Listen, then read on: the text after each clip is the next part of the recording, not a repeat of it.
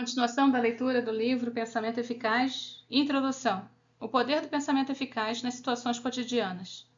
Pequenas situações cotidianas determinam nosso futuro. Somos ensinados a nos concentrar nas grandes decisões em vez de focar nos momentos em que nem percebemos que estamos fazendo uma escolha. No entanto, estes momentos banais são, em geral, mais importantes para o nosso sucesso do que as grandes resoluções. E ter consciência disso nem sempre é fácil. Julgamos que acertando no peixe graúdo, tudo fará sentido e se encaixará como num passe de mágica. Se escolhermos casar com a pessoa certa, tudo ficará bem. Se optarmos pela carreira certa, seremos felizes. Se selecionarmos o investimento certo, ficaremos ricos. Essa sabedoria é, na melhor das hipóteses, uma meia-verdade. Você pode até casar com a pessoa mais incrível do planeta, mas se não der o devido valor a ela, seu casamento estará com os dias contados. Você pode até escolher a melhor carreira, mas se não suar a camisa e trabalhar além da conta, não terá oportunidades. Você pode até encontrar o investimento perfeito, mas se não dispuser de nenhuma reserva para investir, esse achado de nada vale. Mesmo quando acertamos em cheio nas grandes decisões, nada nos garante obter os resultados que desejamos. Nunca encaramos as situações cotidianas como decisões. Quando reagimos ao comentário de um colega de trabalho, ninguém dá um tapinha no nosso ombro para nos dizer que estamos prestes a jogar gasolina na fogueira. É lógico que se soubéssemos que estávamos prestes a piorar a situação, não faríamos isso. Ninguém quer correr o risco de sacrificar uma década inteira para obter uma vitória momentânea. Mas muitas vezes é assim que as coisas acontecem. Os inimigos do pensamento eficaz, os nichos mais primitivos da nossa natureza, tornam difícil ver o que está acontecendo. Servem apenas para complicar a vida. Então, quando numa reunião de trabalho respondemos a um colega movidos pela emoção, temos de consertar o estrago. Quando, em vez de pensar e tentar obter o melhor resultado possível, resolvemos provar que estamos certos, geramos apenas uma confusão que precisaremos desfazer depois. Se começamos a brigar com nosso cônjuge na sexta-feira, corremos o risco de jogar no lixo todo o final de semana. Não é de admirar que tenhamos menos energia, mais estresse e sensação de que estamos ocupados o tempo todo. No dia a dia, a situação pensa por nós. Não percebemos na hora porque o vivido parece insignificante. Contudo, à medida que os dias se transformam em semanas e as semanas em meses, o acúmulo desses momentos banais faz com que se torne mais fácil ou mais difícil alcançar os nossos objetivos. Cada momento da vida nos deixa numa posição melhor ou pior para lidar com o futuro. E é isso que, mais cedo ou mais tarde, facilita ou complica as coisas. Quando nosso ego assume as rédeas e mostramos que somos o manda-chuva, dificultamos o futuro. Quando somos passivo-agressivos com o colega, nosso relacionamento piora. E ainda que no calor da hora esses instantes não pareçam relevantes, eles vão se somando à nossa posição atual. E nossa posição determina nosso futuro. Uma boa posição nos permite pensar com clareza, em vez de nos deixarmos ser levados pelas circunstâncias. Uma das razões pelas quais os melhores do mundo vivem tomando boas decisões é que nas raras vezes eles se veem forçados a deliberar às pressas, premidos pela conjuntura.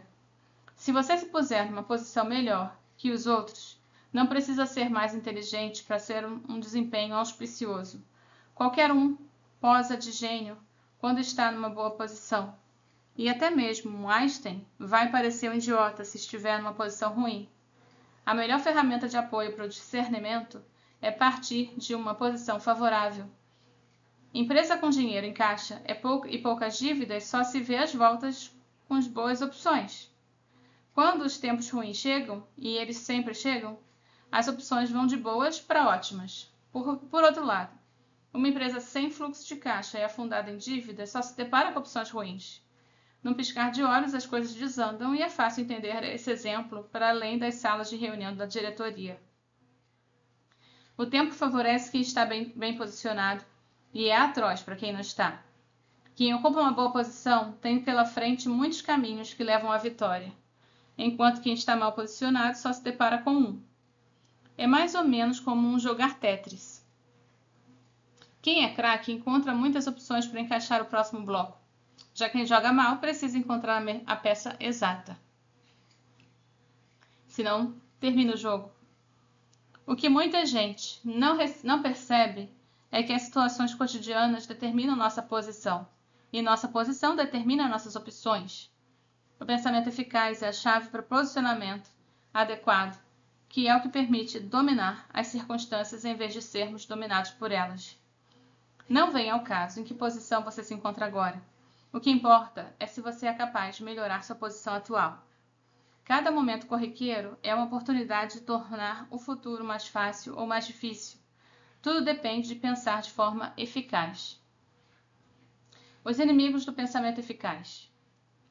Nunca se esqueça de que seu inconsciente é mais esperto do que você, mais rápido do que você e mais poderoso do que você. Ele pode até mesmo te controlar. Você nunca saberá todos os seus segredos. Cordelia Fine. Ideias próprias. Como seu cérebro distorce a realidade e o engana. A primeira coisa que eu ouvi foi uma gritaria. Não é isso que você espera ouvir quando está na porta da sala de um CEO. Mas esse CEO era diferente. Entrei, pus minha pasta sobre a mesa e sentei bem na frente dele. O CEO não fez menção de ter notado a minha presença. Embora os muitos meses de trabalho ali pudessem ter me calejado, eu não deixava de ser perturbador. Eu era seu braço direito, a praticamente nada nem ninguém chegava até ele sem antes passar por mim. Era isso que tornava aquele telefonema tão interessante. Não estava na agenda dele. Eu sei lá quem é que estava falando, mas a conversa o deixara vermelho de raiva. Eu já havia aprendido a duras penas a jamais interrompê-lo em momentos como aquele, senão sua cólera se dirigiria imediatamente à minha pessoa. Assim que ele desligou, seus olhos encontraram os meus. Eu sabia que tinha uma fração de segundo para dizer alguma coisa. Caso contrário, seria a berrar comigo por ter sido obrigado a atender aquela ligação imprevista. O que houve? Do que se trata? Perguntei. Alguém precisava pôr essas pessoas no devido lugar, ele disse. Eu ignorava quem havia estado do outro lado da linha, mas seu tom irritadiço me levou a acreditar que era alguém que não o conhecia.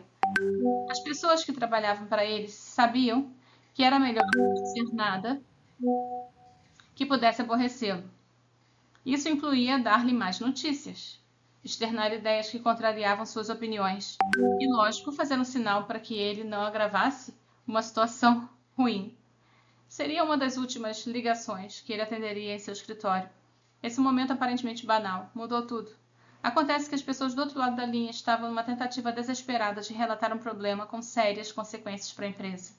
Como naquele dia tais inquietações foram recebidas com ira, decidiram levá-las ao conselho. Não muito tempo depois, o tal CEO foi demitido. Embora parte de mim queira dizer que a causa direta foi o comportamento dele, nós dois sabemos que isso não seria verdade. O CEO foi demitido por não agir em conformidade com a informação que a pessoa do outro lado da linha estava tentando lhe comunicar, porque o seu ego não lhe permitiu. Se ele tivesse pensado com clareza, talvez ainda estivesse no emprego. Pensar errado ou nem sequer pensar. A racionalidade é perda de tempo, se não sabemos quando usá-la. Se você perguntar a alguém como aperfeiçoar o processo de raciocínio, você provavelmente vai ser agraciado com inúmeras ferramentas concebidas para ajudar a pensar de forma mais racional. As livrarias estão abarrotadas de livros que sugerem que o problema é nossa capacidade de fazer uso da razão. São obras que enumeram as etapas que devemos seguir e as ferramentas que devemos utilizar para ter discernimento. Se você já tem consciência de que deveria estar pensando esse tipo de coisa, pode ser útil. O que eu aprendi a observar as pessoas é que, tal qual o CEO zangado, muitas vezes não temos noção do que as circunstâncias é que estão pensando por nós. É como se esperássemos a voz dentro da nossa cabeça dizer: pare, este é o momento em que você precisa pensar. E por não saber que deveríamos estar pensando, deixamos que nossos impulsos controlem a situação. No intervalo entre o estímulo e a resposta, pode acontecer das duas uma.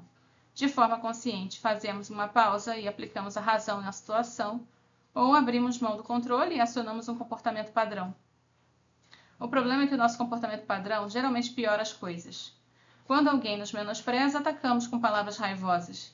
Quando alguém nos exclui, supomos haver maldade por parte da pessoa. Quando as coisas vão mais devagar do que queremos, ficamos frustrados e impacientes. Quando alguém é passivo-agressivo, mordemos a isca e agravamos a situação. Nesse momento de reação, não percebemos que nosso cérebro foi sequestrado pela biologia e que o resultado irá na direção contrária do que buscamos. Não nos damos conta de que acumular informações para obter uma vantagem está prejudicando a equipe. Não atinamos que estamos nos sujeitando às ideias do grupo, quando deveríamos estar pensando por conta própria. Não enxergamos que nossas emoções estão nos fazendo reagir de tal modo que mais à frente só haverá complicações. Assim, o primeiro passo para melhorar nossos resultados é treinar para identificar os momentos em que, antes de mais nada, a sensatez é necessária e fazer uma pausa a fim de criar um espaço mental para o pensamento eficaz. Esse treinamento exige muito tempo e esforço porque envolve o contrapeso dos padrões biológicos que se consolidaram ao longo dos séculos. Entretanto, dominar as situações cotidianas que atravancam o futuro não é apenas uma possibilidade. É um ingrediente decisivo para o sucesso e para alcançar nossos objetivos de longo prazo. O alto custo de perder o controle. Reagir sem raciocinar só piora as coisas. Eu penso numa situação absolutamente trivial que eu estou cansado de ver. Durante uma reunião, um colega de trabalho faz pouco caso de um projeto que você está coordenando. Instintivamente, você rebate com um comentário ácido que deprecia o colega ou o trabalho dele. Você não fez uma escolha consciente para responder, apenas reagiu. Antes mesmo de entender direito o que está acontecendo, você já estragou tudo. Não só o relacionamento pessoal entre você e o colega sofre um abalo, mas a reunião descamba e sai do rumo do planejado. Aí você precisa investir um bocado de energia para conseguir voltar à posição anterior. O relacionamento precisa ser consertado, a reunião que saiu dos trilhos deve ser remarcada. Então, num esforço para aliviar as tensões e acalmar os ânimos, pode ser que você precise falar com os demais participantes da reunião. E mesmo depois de tudo isso, talvez você se veja numa situação pior que antes. Cada testemunha e cada pessoa com quem essa testemunha conversou sobre o ocorrido percebeu um sinal inconsciente que corroeu a confiança depositada em você. Reconstruir essa confiança exige meses de empenho de sua parte. Todo o tempo e a energia que você consome para consertar seus erros são não forçados, deixam de servir em prol dos resultados que você almeja. Possui imensa vantagem quem usa suas reservas de energia para alcançar seus objetivos do que para remediar seus problemas. O esforço da pessoa que aprende a pensar de forma eficaz acaba direcionado para obter os resultados desejados, ao contrário do que ocorre com quem não faz isso. Porém, aquele que não é capaz de administrar seus comportamentos padrões pode abandonar a esperança e conseguir pensar com clareza. Os instintos biológicos. Não existe nada mais forte do que os instintos biológicos. Eles nos controlam, muitas vezes nem nos damos conta disso. A incapacidade de chegar a um denominador comum, como nossos instintos, apenas nos torna mais suscetíveis à força deles. Se você está pensando que entender por que às vezes reage da pior maneira possível, o problema não está na sua mente, que está fazendo exatamente o que a biologia o programou para fazer: agir com rapidez e eficiência em resposta a ameaças, sem perder tempo pensando.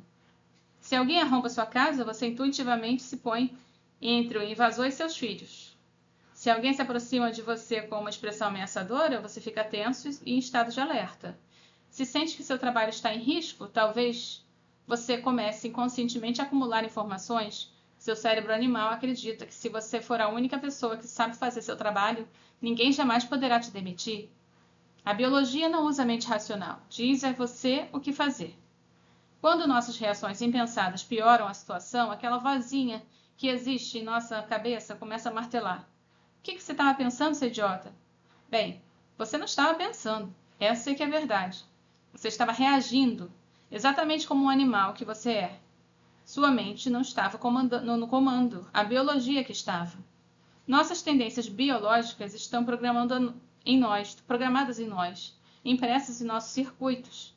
Elas prestaram bons serviços aos nossos ancestrais pré-históricos, mas hoje tendem a nos atrapalhar. Esses comportamentos atemporais já foram descritos e discutidos por filósofos e cientistas, desde Aristóteles e os estoicos até Daniel Kahneman e Jonathan Haidt.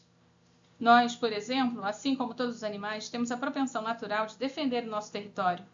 Isso não significa necessariamente assegurar a posse de um pedaço de terra na savana africana, pois, além de físico, o território é psicológico. Nossa identidade também faz parte do nosso território. Então, quando alguém critica nosso trabalho, nossa posição ou a maneira como nos vemos, instintivamente nos fechamos ou nos defendemos. Quando alguém questiona nossas convicções, paramos de ouvir e partimos para o ataque. Zero pensamento, puro instinto animal. Somos naturalmente programados para organizar o mundo em uma hierarquia. Fazemos isso porque ajuda a entender as coisas, a manter nossas convicções, enfim, nos sentirmos melhor. Mas quando alguém desrespeita nosso lugar no mundo e nossa compreensão de como ele funciona, reagimos sem pensar. Quando alguém te corta no trânsito e você tem um ataque de raiva, é a sua mente inconsciente que diz: quem é você para me cortar? Você está reagindo a uma ameaça e seu senso de hierarquia. No trânsito somos todos iguais.